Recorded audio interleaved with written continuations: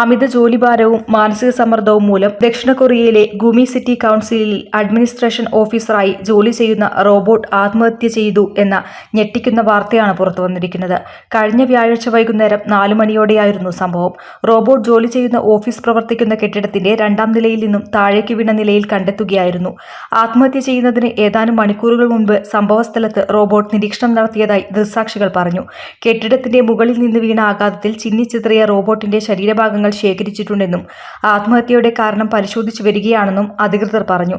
സംഭവത്തിന് പിന്നാലെ റോബോട്ടുകളുടെ ജോലിഭാരത്തെക്കുറിച്ചും വലിയ രീതിയിൽ ചർച്ചകൾ ഉയരുന്നുണ്ട്. സിറ്റി കൗൺസിലിൽ ഡോക്യുമെന്ററി ഡെലിവറി, സിറ്റി പ്രൊമോഷൻ, പ്രാദേശിക നിവാസികൾക്ക് വിവരങ്ങൾ നൽകൽ തുടങ്ങിയ പ്രവർത്തനങ്ങൾ ഊർജ്ജസ്വലതയോടെ റോബോട്ട് ചെയ്യാറുണ്ടായിരുന്നതായും അധികൃതർ പറഞ്ഞു.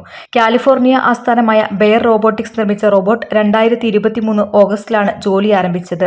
രാവിലെ 9 മുതൽ വൈകിട്ട് 6 വരെയാണ് പ്രവർത്തന സമയം. സ്വന്തമായി സിവിൽ സർവീസ് ഓഫീസർ കാർഡ് ഉണ്ടായിരുന്ന റോബോട്ട് ടയറില്ലാതെ എലിവേറ്ററുകൾ ഉപയോഗിച്ചായിരുന്നു ഓരോ ഫ്ലോറുകളിലൂടെയും സഞ്ചരിച്ചിരുന്നത്.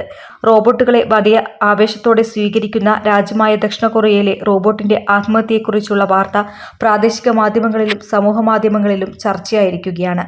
News desk media vision.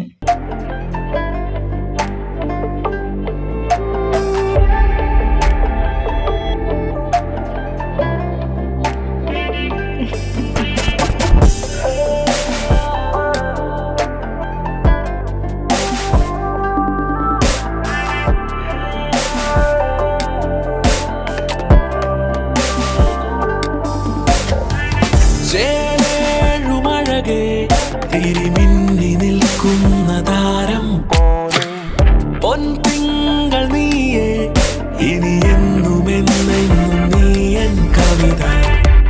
ഇനി എല്ലാ ആഘോഷങ്ങളും കവിതയിൽ നിന്നാകും. കവിത ഗോൾഡൻ ഡയമണ്ട്സ്.